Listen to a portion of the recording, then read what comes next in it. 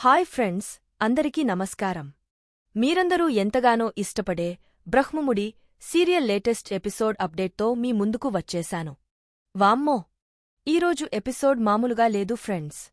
ఒకవైపు కావ్య వేస్తున్న exit plan ఏంటో అర్థం కాక రాజ్ తల పీక్కుంటున్నాడు. మరోవైపు అదే కావ్య ఇప్పుడు ఏకంగా శోభనం ప్లాన్ వేసింది. అసలు కడుపుతో ఉన్న కావ్య ఎందుకిలా రెడీ అయింది? రాజ్ గదిలోకి పాలు పట్టుకుని ఎందుకు వెళ్ళింది? దీని వెనుక ఉన్న అసలు ప్లాన్ ఏంటి? ఈ ఎగ్జిట్ ప్లాన్ కి ఈ శోభనం ప్లాన్ కి సంబంధం ఏంటి? రాజ్ ఇప్పుడు ఏం చేయబోతున్నాడు? ఈ ప్రశ్నలన్నిటికీ సమాధానం తెలియాలంటే ఈ వీడియోని పూర్తిగా చూడండి. కానీ దానికంటే ముందు మీరు మన ఛానల్ని మొదటిసారి చూస్తున్నట్లయితే దయచేసి ఇప్పుడే సబ్స్క్రైబ్ చేసుకోండి. ఈ వీడియోని లైక్ చేయడం అస్సలు మర్చిపోకండి. మరి కావ్య ప్లాన్ ఏమై ఉంటుందో మీ అంచనాలని కింద కామెంట్ సెక్షన్లో పంచుకోండి. ఇక ఈరోజు ఎపిసోడ్ ఓపెన్ చేస్తేనే రాజ్ రూంలో కావ్య మీద అరుస్తూ కనిపిస్తాడు. సీన్ ఏంటంటే, కావ్య కడుపుతో ఉంది కదా, పుట్టబోయే బిడ్డ హెల్తీగా ఉండాలని ఏవో పనులు, వ్యాయామాలు చేస్తూ ఉంటుంది. బహుశా కిందకి వంగ ఏదో తీయడమో లేక గదిని శుభ్రం చేయడమో చేస్తూ ఉండొచ్చు. అది చూసిన రాజ్ ఒక్కసారిగా కంగారుపడిపోతాడు. కావ్యా, ఏం చేస్తున్నావ్? నీకు ఏమైనా పిచ్చి పట్టిందా? ఈ టైంలో నువ్వు ఇవన్నీ చేయడం ఏంటి? ముందు ఆపు అని గట్టిగా అరుస్తాడు. దానికి కావ్య చాలా ప్రశాంతంగా, ఏంటండి? పుట్టబోయే బిడ్డ ఆరోగ్యంగా ఉండాలంటే గర్భవతిగా ఉన్నప్పుడు ఇవన్నీ చేయాలి. బిడ్డ కోసం చేస్తున్నాను. ఇవన్నీ మీకు తెలియవులే అని సమాధానం ఇస్తుంది. రాజ్ టెన్షన్ అంతా కావ్య గురించే. నువ్వు లోపలున్న బిడ్డ గురించి ఆలోచిస్తున్నావు. నేను నీ గురించి, నీ ఆరోగ్యం గురించి ఆలోచిస్తున్నాను. నువ్వు ఇలా కష్టపడితే ఎలా? నీకేమైనా అయితే? అని తన భయాన్ని, ప్రేమను కోపం రూపంలో చూపిస్తాడు. కాని కావ్య ఎక్కడ తగ్గుతుంది? అవన్నీ నాకు అనవసరం. ఈ కావ్యానికి ఎప్పుడు ఏం చేయాలో, ఎలా చేయాలో అన్నీ తెలుసు. నా గురించి మీరు టెన్షన్ పడక్కర్లేదు. అర్థమైందా? అని కొంచెం గట్టిగానే చెప్తుంది. అప్పుడు రాజ్కి అనుమానం వస్తుంది. ఓహో, ఇది కూడా నీ ఎగ్జిట్ ప్లాన్లో భాగమేనా? నన్ను టెన్షన్ పెట్టించి, నా మీద నింద వేసి ఇక్కడ నుండి వెళ్ళిపోవాలని చూస్తున్నావా? అని నిలదీస్తాడు. దానికి కావ్య ఒక్క క్షణం కూడా ఆలోచించకుండా, అవును అని ముఖం మీదే చెప్పేస్తుంది. ఆ మాటకు రాజ్ షాక్ అవుతాడు. అంతలోనే ఇంద్రాదేవి గారు అక్కడికి వస్తారు. ఆ టైంలో రాజ్ కావ్య మొండితనానికి విసిగెత్తిపోయి దేవుడికి దండం పెట్టినట్టుగా రెండు చేతులు జోడించి, నీకో దండం తల్లి అన్నట్టుగా ఎక్స్ప్రెషన్ ఇస్తాడు. అది చూసిన కావ్య, చూశారా నానమ్మగారు? నేను నా మొర దేవుడికి చెప్పుకుంటున్నాను. ఈయన నాకు దండం పెడుతున్నారు. అందులో తప్పేమీ లేదు కదా అని అంటుంది. ఇంద్రాదేవి కూడా, అది కూడా కరెక్టే లేమ్మా అని నవ్వుతుంది. కాని వాళ్ల మాటల్లో ఎగ్జిట్ ప్లాన్ అనే పదం వినేస్తుంది. ఏంటది? మీరేదో ఎగ్జిట్ ప్లాన్ అని మాట్లాడుకుంటున్నారు. ఏంటా ప్లాన్? అని ఆసక్తిగా అడుగుతుంది. ఇద్దరూ బిత్తరపోతారు. అది అని నసుగుతారు. ఏంటిరా? మీ నానమ్మకు చెప్పకూడని రహస్యమా? అని అడుగుతుంది. ఇక రాజ్ కవర్ చేసుకోవాలి కదా. అదేం లేదు నానమ్మ, ఇప్పుడు పెద్ద పెద్ద కంపెనీలలో రిటైర్ అయ్యే ముందు ఫ్యూచర్ ప్లాన్స్ వేసుకుంటారు కదా. అలా రిటైర్మెంట్కి ముందు ఏం చేయాలి అని ప్లాన్ చేసుకోవడాన్నే ఎగ్జిట్ ప్లాన్స్ అంటారు. అదేదో మాట్లాడుకుంటున్నాం అని ఏదో కథ అల్లేస్తాడు. పాపం ఇంద్రాదేవి అది నిజమేనని నమ్మేసి, ఓ అదా, అందులో తప్పేమీ లేదు కదా, మంచి ప్లానే అంటుంది. కావ్య కూడా, అవును నానమ్మగారు, కరెక్ట్ చెప్పారు అని వంతపాడుతుంది. ఇక రాజ్కి విపరీతమైన కోపం వస్తుంది. మనస్లో, ఛ, ఈ ముసలికి ఏం అర్థం కాదు. వయస్సు పెరిగింది కాని బుద్ధి మాత్రం పెరగలేదు. నా టెన్షన్ నాకుంటే ఈవిడ కామెడీ ఏంటి? ఉండు, ఈవిడ సంగతి తర్వాత చెప్తా అని అనుకుంటూ, నాకు పని ఉంది అని కోపంగా అక్కడి నుంచి తుఫానులా వెళ్ళిపోతాడు. ఇంద్రాదేవికి ఏం అర్థం కాదు. అయ్యో, నేను తప్పేం మాట్లాడలేదు కదా, వీడెందుకు అలా కోపంగా వెళ్ళిపోయాడు? అని అమాయకంగా అడుగుతుంది. కావ్య, నాకేం తెలుసో, నేను వెళ్తాను అని చెప్పి అక్కడినుంచి జారుకుంటుంది. మరోవైపు మన కవిగారు కళ్యాణ్, అప్పుల సీన్. అప్పు ఫ్రెష్గా స్నానం చేసి వచ్చి అద్దం ముందు నిల్చుని రెడీ అవుతూ ఉంటుంది. అంతలోనే కళ్యాణ్ వెనుకనుంచి వచ్చి గట్టిగా వాటేసుకుంటాడు. అప్పు ఉలిక్కిపడి, ఏంటండి మీరు? ఈరోజు ప్రొడ్యూసర్ని కలుస్తానన్నారు కదా, వెళ్ళలేదా? అని అడుగుతుంది. లేదు అని కళ్యాణ్ అంటాడు. ఎందుకు? అని అప్పు అడుగుతుంది. అప్పుడు కళ్యాణ్ చెప్తాడు, అన్నయ్య చూడు. వదిన డెలివరీ అయ్యేదాకా ఇంట్లోనే ఉండి వదినను కంటికి రెప్పలా చూసుకుంటాను అన్నాడు. నేను కూడా అన్నయ్య జాడలోనే నడుస్తాను కదా. అందుకే నీకు డెలివరీ అయ్యే వరకు నేను కూడా ఏ పనీ పెట్టుకోను. 24 గంటలు నీతోనే ఉంటాను అని ప్రేమగా చెప్తాడు. చూసారా ఫ్రెండ్స్, రాజ్ చేస్తున్నది చూసి కళ్యాణ్ కూడా ఇన్స్పైర్ అయిపోయాడు. కాని అప్పు చాలా ప్రాక్టికల్గా ఆలోచిస్తుంది. చూడండి, అన్నయ్యది ఆఫీస్. ఆయన లేకపోయినా వేరేవాళ్లు చూసుకుంటారు. కానీ మీది క్రియేటివ్ ఫీల్డ్. మీరు సమయానికి వెళ్ళకపోతే డైరెక్టర్లు వేరే రైటర్స్ని వెతుక్కుంటారు. అవకాశాలు పోతాయి అని నచ్చజెప్పాలని చూస్తుంది. పోతే పోని అప్పు. నాకొచ్చిన ఏ అవకాశం కూడా నీకంటే ముఖ్యం కాదు. ఇప్పుడు చూడు, నేను పక్కనుంటే నువ్వు ఎంత హ్యాపీగా ఉన్నావో అంటాడు కళ్యాణ్. ఆ మాటలకి అప్పు కూడా కరిగపోతుంది. అవునండి, నేను కూడా చాలా హ్యాపీగా ఉన్నాను. నిజంగా దేవుడు ఉన్నాడు. మొదట్లో మీ అన్నయ్య ఏమో కావ్యకి అబార్షన్ చేయించాలని చూశారు. కావ్య ఏమో బిడ్డ కావాలని మొండిపట్టు పట్టింది. కాని ఇప్పుడు చూడండి, ఆ దేవుడు ఏదో చిటికేసి మ్యాజిక్ చేసినట్టు ఇద్దరూ అనుకున్నట్లే జరిగింది. ఇద్దరూ హ్యాపీగా ఉన్నారు.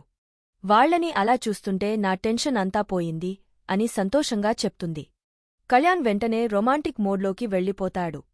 హమ్మయ్య, నీ టెన్షన్ పోయింది సరే. కాని ఇప్పుడు నువ్వు చూసుకోవాల్సిన 2 ముఖ్యమైన మ్యాటర్స్ ఉన్నాయి అంటాడు. అవునా? ఏంటవి?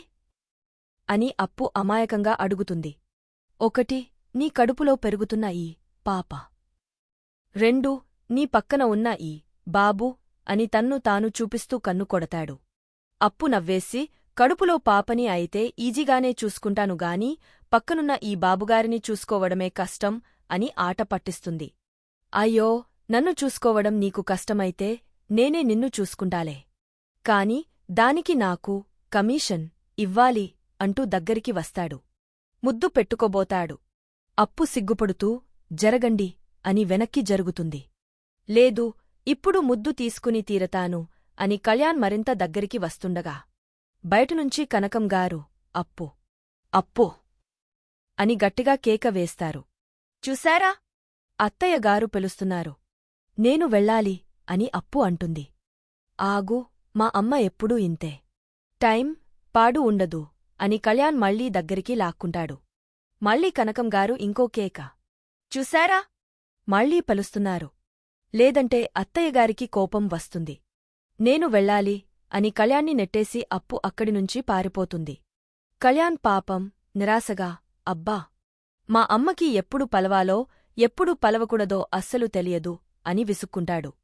మరోవైపు హాల్లో సీన్ కట్ చేస్తే సుభాష్, ప్రకాష్ చాలా టెన్షన్గా కూర్చుని ఉంటారు. ఏంట్రా, ఏమైంది? అని సుభాష్ అడుగుతాడు. దానికి ప్రకాష్, అన్నయ్య, ఆఫీస్లో పనులు పెరిగిపోయాయి. కొత్త ప్రాజెక్ట్స్ వస్తున్నాయి, అర్జెంట్ మీటింగ్స్ ఉంటున్నాయి. నేను ఒక్కడినే అన్నింటికీ అటెండ్ అవ్వలేకపోతున్నాను. చాలా ఇబ్బందిగా ఉంది అని తన గోడు వెళ్లబోసుకుంటాడు. అది విన్న అపర్ణ, ఇంద్రాదేవి ఆలోచనలో పడతారు. అవును, మీరు కూడా ఈ వయసులో ఎన్ని రోజులని కష్టపడతారు? ఇప్పుడు ఇంట్లో సమస్యలన్నీ తీరిపోయాయి కదా. రాజ్కి చెప్దాం. ఆఫీస్కి వెళ్లమందాం.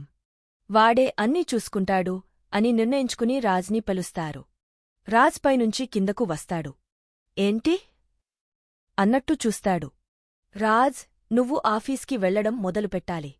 అక్కడ మీ మామయ్య, చిన్నాన్న ఇబ్బంది పడుతున్నారు అని అపర్ణ అంటుంది. కానీ రాజ్ వెంటనే, అది కుదరదు అమ్మా. నేను కావ్య. అంటే కావ్య డెలివరీ అయ్యేదాకా ఆఫీస్కి వెళ్లడం కుదరదు. నేను తనతోనే ఉండాలి అని ఖరాఖండిగా చెప్పేస్తాడు. ఇంట్లో వాళ్లందరూ షాక్. ఎందుకు? ఇప్పుడు సమస్యలన్నీ తీరిపోయాయి కదా. ఏ ప్రాబ్లమ్స్ లేవు కదా అని అంటారు. లేదు, నేను ఇంకొన్ని రోజులు కావ్యని చూసుకోవాలి. తనని ఒంటరిగా వదిలి ఎక్కడికి వెళ్లను అని రాజ్ మొండికేస్తాడు. ఇక కావ్య కల్పించుకుంటుంది. చూసారా ఫ్రెండ్స్, ఇక్కడే ఉంది కావ్య అసలు ప్లాన్. అక్కర్లేదండి, నేను బానే ఉన్నాను. మీరు ఆఫీస్కి వెళ్ళాలి. ఎన్ని రోజులని మామయ్యగారు, చిన్న మామయ్యగారు ఇబ్బంది పడతారు? ఈ వయసులో వాళ్లు మీటింగ్లు అంటూ పరిగెత్తే వయసా అది? మీరు వెళ్ళండి అని రాజ్ మీద ఒత్తిడి తెస్తుంది. రాజ్కి ఏం చేయాలో తెలియదు. కావ్యా, నువ్వు ఊరుకో అంటాడు. నేనెందుకు ఊరుకుంటాను? ఇప్పుడు మీరింట్లో ఉండి ఏం చేస్తారు? నన్ను చూసుకోవడానికి అత్తయ్యగారు, నానమ్మగారు ఉన్నారు కదా. వాళ్ళు చూసుకుంటారు అని కావ్య అంటుంది. అపర్ణ, ఇంద్రాదేవి కూడా, అవునురా. నీకన్నా మేమే తనని బాగా చూసుకోగలం. నువ్వు ఆఫీస్ పని చూసుకో అంటారు. మీరు చూసుకుంటారు, నేను చూసుకుంటాను. అంతే అని రాజ్ అంటాడు. అప్పుడు ఇంద్రాదేవి, ఏముందిలే, తన భార్య డెలివరీ అయ్యేదాకా ఇంట్లోనే ఉండి భార్యకు కేర్ తీసుకుంటాడేమో, భార్య సేవ చేసుకుంటాడు అని సరదాగా అంటుంది. ఆ మాటని కావ్య వెంటనే పట్టుకుంటుంది. చూశారా చూశారా, నానమ్మగారు ఎంతలా మాట్లాడుతున్నారో. ఎవరైనా బయటవాళ్లు చూస్తే నేను మిమ్మల్ని కొంగు ముడేసుకుని ఇంట్లో కూర్చోబెట్టి తిప్పుతున్నానని ఇండైరెక్ట్గా అనేశారు. నాకు ఈ మాటలు పడడం ఇష్టంలేదు. మీరు ఫస్ట్ ఆఫీస్కి వెళ్ళండి అని గట్టిగా చెప్తుంది. రాజ్కి ఇప్పుడు అర్థమైంది. ఇదంతా కావాలనే చేస్తుందని. ఇది కూడా నీ ఎగ్జిట్ ప్లానే అని అందరి ముందు కోపంగా అరిచేస్తాడు. అందరూ మళ్లీ షాక్. Exit plan? అది అని కావ్య, రాజ్ నసుగుతుంటే ఇంద్రాదేవి మళ్లీ కవర్ చేస్తుంది. అదేరా ఎగ్జిట్ ప్లాన్ అంటే, చెప్పానుగా, రిటైర్ అవ్వబోయే ముందు తీసుకునే ప్లాన్స్ అని. అపర్ణకి డౌట్ వచ్చి, ఇప్పుడే ఎవరు రిటైర్ అవుతున్నారు అని అడుగుతుంది. అదేరా, కొడుకు గురించి, వాడి ఫ్యూచర్ గురించి అని ఇంద్రాదేవి ఏదో చెప్పి మేనేజ్ చేస్తుంది. రాజ్కి చిర్రెత్తుకొచ్చి కోపంగా తన రూంకి వెళ్ళిపోతాడు. కావ్య, ఏం లేదు అత్తయ్యగారు, ఆయనకి టిఫిన్ పెడతాను, రెడీ అయి ఆఫీస్కి వెళ్తారు అని చెప్పి రాజ్ వెనుకే రూంకి వెళ్తుంది. ఇక మన రాహుల్ గాడి సీన్ చూడండి ఫ్రెండ్స్. వీడు అస్సలు మారలేదు. రోడ్డు పక్కన ఏదో కొత్త అమ్మాయితో నిల్చుని ఐస్ క్రీం తింటూ ఉంటాడు. రాహుల్ బిల్డప్ ఇస్తున్నాడు. నాకు స్ట్రీట్ ఫుడ్ అంటే చాలా ఇష్టం. ఈ 5 స్టార్ హోటల్స్లో ఆ సైలెంట్ వాతావరణం అస్సలు నచ్చదు అని అంటాడు. ఆ అమ్మాయి కూడా, అవునండి, నాకు కూడా స్ట్రీట్ ఫుడ్ అంటేనే ఇష్టం అంటుంది. రాహుల్ మనసులో, హమ్మయ్య, బతికిపోయాను. దీనికి కూడా స్ట్రీట్ ఫుడ్ ఇష్టమట. ఒకవేళ నచ్చదు అని ఏదైనా మాల్కో 5 స్టార్ హోటల్కో తీసుకెళ్లమంటే నా దగ్గర డబ్బుల్లేవు, తక్కువ ఖర్చుతో అయిపోయింది అని సంబరపడిపోతాడు. కాని ఆ అమ్మాయి మనసులో, ఛీ, చేతిలో డబ్బులు లేనోడు, వీడి దగ్గర డబ్బులు లేక స్ట్రీట్ ఫుడ్ తినిపిస్తూ 5 స్టార్ హోటల్ నచ్చదని కబుర్లు చెప్తున్నాడు. నేనేమో ఏదైనా మంచి హోటల్కి తీసుకెళ్లి కడుపునిండా తిందామనుకున్నా. నా ప్లాన్ అంతా ఫ్లాప్ అయింది అని తిట్టుకుంటుంది. ఇంతలో ఆ అమ్మాయి, రాహుల్, మొన్న నా ఫ్రెండ్ అనుష బర్త్డే ఉంది. కొత్తగా ఓపెన్ అయిన పబ్లో పార్టీ చేసుకోవాలనుకుంటుంది. నాకు ఒక టికెట్ కావాలి, సరేనా అని అడుగుతుంది. రాహుల్ టెన్షన్ పడుతూనే, దాందేముంది బేబీ, ఒక్క ఫోన్ కాల్ చేస్తే చాలు, వాడు టికెట్ ఇంటికి తెచ్చిస్తాడు. ఎంత? 1,00,000 రూపాయలు అంతే కదా, సింపుల్. దాని గురించి నువ్వు టెన్షన్ తీసుకోకు అని అబద్ధం చెప్పేస్తాడు. మనస్లోనేమో, అయ్య బాబోయ్, 1,00,000 రూపాయలా? ఇప్పుడు ఎలా అరేంజ్ చేయాలి అని కంగారుపడతాడు. ఆ అమ్మాయి ఊరుకోదు. వెళ్ళేటప్పుడు నాకు కొంచెం షాపింగుంది, చూసుకుని వెళ్దామా అని ఇంకో బాంబ్ వేస్తుంది. రాహుల్ మనసులో, మళ్ళీ షాపింగా? షాపింగ్ అంటే బాయ్ఫ్రెండ్ కదా బిల్ కట్టాలి. ఇప్పుడు నా దగ్గర చిల్లిగవ్వలేదు. డబ్బుల్లేవని దీనికి తెలిసిపోతే నేను రిచ్ కాదన్న నిజం బయటపడుతుంది. ఎలాగైనా తప్పించుకోవాలి అని అనుకుని, అయ్యో బేబీ, ఇప్పుడే నాకు ఒక అర్జెంట్ మీటింగుంది, మళ్ళీ వెళ్దాం అని అబద్ధం చెప్పేస్తాడు. ఆ అమ్మాయికి అర్థమైపోతుంది. వీడితో షాపింగ్ చేయించి బిల్ కట్టిద్దాం అనుకుంటే వీడికి మీటింగుందంట. డబ్బులు లేనోడికి ఎన్ని మీటింగులో. సరే, ఇప్పుడు ఎక్కువ ప్రెషర్ చేస్తే నాకే దూరం అవుతాడు. పోనీలే అని అనుకుని, సరేలే రాహుల్, పదా అని అంటుంది. ఇద్దరూ అక్కడినుంచి వెళ్ళిపోతారు. కట్చేస్తే అదే హాస్పిటల్ దగ్గర కావ్య, స్వప్న ఉంటారు. సరిగ్గా అప్పుడే రాహుల్, ఆ అమ్మాయి కలిసి వెళ్లడం వీళ్ళిద్దరూ చూస్తారు. కావ్యకి కోపం నషాళానికి అంటుతుంది. వీడు ఇంకా మారలేదా? ఒక పాప పుట్టినా వీడి బుద్ధి మారలేదా అని రగిలిపోతుంది. స్వప్న చాలా ప్రశాంతంగా, ఏం చేస్తాం కావ్య, అంతా నా తలరాత. వాడిని మార్చడం మన వల్ల కాదు అని నిట్టూరుస్తుంది. అలా ఎలా వదిలేస్తావే? ఉండు, వెళ్ళి ముందు ఆ అమ్మాయి చెంప పగలగొట్టాలి. వాడితో తిరుగుతుందా అని కావ్య ఆవేశంగా ముందుకు వెళ్తుంది. కాని స్వప్న కావ్యాన్ని ఆపుతుంది. వద్దు కావ్య, మనోడిదే బుద్ధి బాగోలేనప్పుడు వేరే వాళ్లని కొట్టి ఏం లాభం? ఇప్పుడు రోడ్డు మీద గొడవ చేస్తే మన పరువే పోతుంది. ఇంటికి పోయినాక వాడికి ఎలా బుద్ధి చెప్పాలో, వాడి సంగతి ఎలా తేల్చాలో నాకు తెలుసులే. మనం ఇదంతా చూడనట్టు ఉండు. పదా అని కావ్యాన్ని అక్కడినుంచి తీసుకెళ్ళిపోతుంది. చూశారా ఫ్రెండ్స్, స్వప్న ఎంత మెచ్యూర్డ్గా ఆలోచిస్తుందో. ఒకప్పటి స్వప్న అయితే అక్కడే రచ్చ రచ్చ చేసేది. కాని ఇప్పుడు చాలా మారిపోయింది. ఇక సీన్ మళ్ళీ ఇంటికి వస్తే హాల్లో అపర్ణ, ఇంద్రాదేవి సోఫాలో కూర్చుని ఉంటారు. ఇంద్రాదేవి గారు అబ్బా అమ్మా అంటూ సోఫాలో సరిగ్గా కూర్చోలేక ఇబ్బంది పడుతూ ఉంటారు. ఏమైంది అత్తయ్యా అని అపర్ణ అడుగుతుంది. ఏముందమ్మా, నడుము పట్టేసినట్టుంది అంటారు ఇంద్రాదేవి. దానికి అపర్ణ, నడుము కాదు అత్తయ్యా, కడుపు. పొద్దున్నుంచి చేసిన వంటలన్నీ బాగా తిన్నారు కదా, అవి కడుపులో డాన్స్ చేస్తున్నట్టున్నాయి అని సెటైర్ వేస్తుంది. వాళ్ళు అలా మాట్లాడుకుంటుండగా సీన్లోకి కావ్య ఎంట్రీ ఇస్తుంది. ఫ్రెండ్స్, ఈ ఎంట్రీ మామూలుగా లేదు. కావ్య మంచి పట్టుచీర కట్టుకుని, తలలో మల్లెపూలు పెట్టుకుని, వయారంగా నడుము తిప్పుకుంటూ వస్తుంది. అది చూసిన అపర్ణ, అత్తయ్యా అటు చూడండి అంటుంది. ఇద్దరూ కావ్యని చూసి షాక్. నోర్లు తెరిచేస్తారు. ఏంటిది ఇలా రెడీ అయ్యింది అని గుసగుసలాడుకుంటారు. ఇంద్రాదేవి కావ్యతో, ఏమ్మా, ఆ నడుము ఓపు కాస్త మెల్లగా తిప్పు, కడుపుతో ఉన్నావు అని అంటుంది. దానికి కావ్య ఇచ్చిన సమాధానానికి ఇద్దరూ ఫ్యూజులు ఎగిరిపోతాయి. నాకు నడుము ఉంది, తిప్పుతున్నాను. మీకు లేదు, మీరు తిప్పలేరు అని పొగరుగా సమాధానం చెప్పి వయారంగా నడుచుకుంటూ కిచెన్లోకి వెళ్ళిపోతుంది. అపర్ణ, ఇంద్రాదేవి షాక్. చూశారా అత్తయ్య దీని పొగరు? అవునమ్మా, ఈ మధ్య ఇదే చూస్తున్నా, మరీ వింతగా రెడీ అవుతుంది. అచ్చం శోభనానికి రెడీ అయిన కొత్త పెళ్లికూతురులా ఉంది అని అపర్ణ అంటుంది. అంతలోనే కావ్య కిచెన్ నుంచి ఒక గ్లాసు నిండా పాలు పట్టుకుని వస్తుంది. అది చూసి ఇద్దరికీ ఇంకో షాక్. కావ్య వాళ్ల దగ్గరికే వచ్చి, ఏంటి అలా చూస్తున్నారు? మీరు అనుకుంటున్నది నిజమే, డౌట్ లేదు.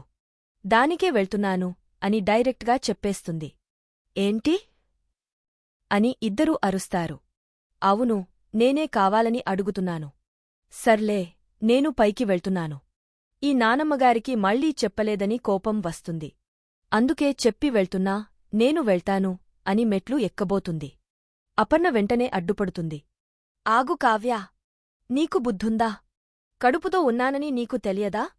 ఇలాంటి టైంలో ఇవన్నీ చేయకూడదని నీకు తెలియదా? మొగాళ్ళు అంటే వాళ్లకేం, వాళ్ల మాట వినరు. నువ్వే కంట్రోల్లో ఉండాలి అని క్లాస్ పీకుతుంది. కాని కావ్య వింటే కదా. అవన్నీ నాకు బాగా తెలుసు అత్తయ్యగారు. నేను వెళ్తాను. ఇప్పుడు వెళ్ళకపోతే ఆయనగారు పైకి వెళ్తారు. బాయ్ బాయ్ అని చెప్పేసి వాళ్ళు ఆపుతున్నా వినకుండా పైకి వెళ్ళిపోతుంది. ఇంద్రాదేవికి ఏం అర్థం కాదు. ఏంటి దీని దోకుడు? ఇంత తెగింపు ఏంటి? అంటుంది. అపర్ణ, ఏముంది అత్తయ్యా, అంతా మీ బండే కదా.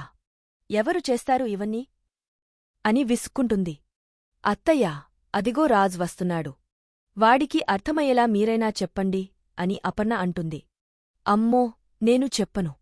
నువ్వే చెప్పు అంటారు ఇంద్రాదేవి. నేను తల్లిని. కొడుకుతో ఇలాంటి విషయాలు ఎలా చెప్పగలను అత్తయ్యా?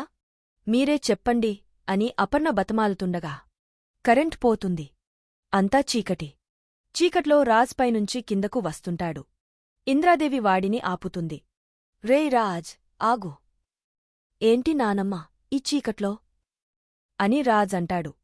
ఇంద్రాదేవి నసుగుతూ, రేయ్, ఇప్పుడు ఈ టైంలో ఇవన్నీ అవసరమా అని అడుగుతుంది. రాజ్కి ఏం అర్థం కాదు. ఏంటి నానమ్మ, అసలు ఏం చెప్తున్నా? నాకేం అర్థం అవ్వట్లేదు అంటాడు. అదేరా, అదిగో నీ గదిలోకి పాలు పట్టుకుని అని ఏదో చెప్పబోతుంది. రాజ్ వెంటనే, ఓ, నా భార్య కళావతినా? దానికేముంది అంటాడు. అవున్రా, కాని ఇప్పుడు తను ప్రెగ్నెంట్గా ఉన్నప్పుడు మీరిద్దరూ ఎందుకు అని ఇంద్రాదేవి డైరెక్ట్గా అడగలేక ఆగపోతుంది. కాని రాజ్ ఇది వేరేలా అర్థం చేసుకుంటాడు. అవును నానమ్మ, నేను తనతో కలిసి ఉండలేను. నాకు తనతో ఉండటం ఇష్టం లేదు అని అంటాడు. కాని ఇంద్రాదేవి ఏమనుకుందో చూడండి. అయ్యో, ఈ టైంలో భార్యాభర్తలు కలిసి ఉండటమే మంచిదిరా. అదే కరెక్ట్ అని అంటుంది. రాజ్కి ఆ మాట విని పిచ్చెక్కిపోతుంది. సరిపోయింది. నీ సలహా చాలు. నేను ఉండలేను అని కోపంగా చీకట్లోనే తన రూంలోకి దూసుకెళ్తాడు. రాజ్ కోపంగా రూం తలుపు తీస్తాడు. కరెంట్ వస్తుంది. లోపల కావ్య అచ్చం కొత్త పెళ్లికుతురులా రెడీ అయి చేతిలో పాల గ్లాస్తో నిల్చుని ఉంటుంది. రాజ్ ఒక్కసారిగా షాక్. కావ్యా, నువ్వేంటి ఇలా రెడీ అయ్యావు అని అడుగుతాడు. అప్పుడు కావ్య ఆ గ్లాసు పట్టుకుని రాజ్ దగ్గరికి వస్తూ సిగ్గు నటిస్తూ మొదటిరాత్రికండి అంటుంది. రాజ్కి మైండ్ బ్లాక్ అవుతుంది. మొదటిరాత్రా? అదెప్పుడో అయిపోయింది కదా అంటాడు కంగారుగా. దానికి కావ్య, అప్పుడు ముహూర్తం పెట్టిచేశారు. కాని ఇప్పుడు ముహూర్తం పెట్టాల్సిన అవసరం లేదు కదా. మన ఇష్టమండి అని చాలా తేలిగ్గా అంటుంది. రాజ్ కావ్య ప్రవర్తనకి, ఆ డ్రెస్సింగ్కి, ఆ మాటలకి పూర్తిగా కన్ఫ్యూజ్ అయిపోయి నాకేం అర్థం కావట్లేదు కావ్య అని అంటాడు. ఇంతటితో ఈరోజు ఎపిసోడ్ పూర్తవుతుంది. చూసారా ఫ్రెండ్స్, అసలు ట్విస్ట్ ఇక్కడే ఉంది. కావ్య ఎందుకిలా చేసింది? తనను కావాలనే రాజ్ అసహించుకునేలా చేసి ఇంటినుంచి వెళ్ళిపోవాలని చూస్తుందా? లేక రాజ్ తన మీద చూపిస్తున్న ప్రేమను టెస్ట్ చేస్తుందా? లేదా రాజ్ తనను భార్యగా అంగీకరించేలా చేయడానికే ఈ శోభనం ప్లాన్ వేసిందా? అసలు కడుపుతో ఉన్నప్పుడు కావ్య ఇలా చేయడం వెనుక ఉన్న అసలు కారణం ఏంటి? రాజ్ రియాక్షన్ ఎలా ఉండబోతోంది? ఈ ప్రశ్నలన్నిటికీ సమాధానం మనకు రేపటి ఎపిసోడ్లోనే తెలుస్తుంది. మరి ఆ అప్డేట్ను మీరు అస్సలు మిస్ అవ్వకూడదు అనుకుంటే దయచేసి ఇప్పుడే మన ఛానల్ని సబ్స్క్రైబ్ చేసుకోండి. ఈ వీడియోని తప్పకుండా లైక్ చేసి మీ ఫ్రెండ్స్ అండ్ ఫ్యామిలీతో షేర్ చేయండి. రేపటి ఎపిసోడ్ అప్డేట్తో మళ్ళీ కలుద్దాం. Bye bye.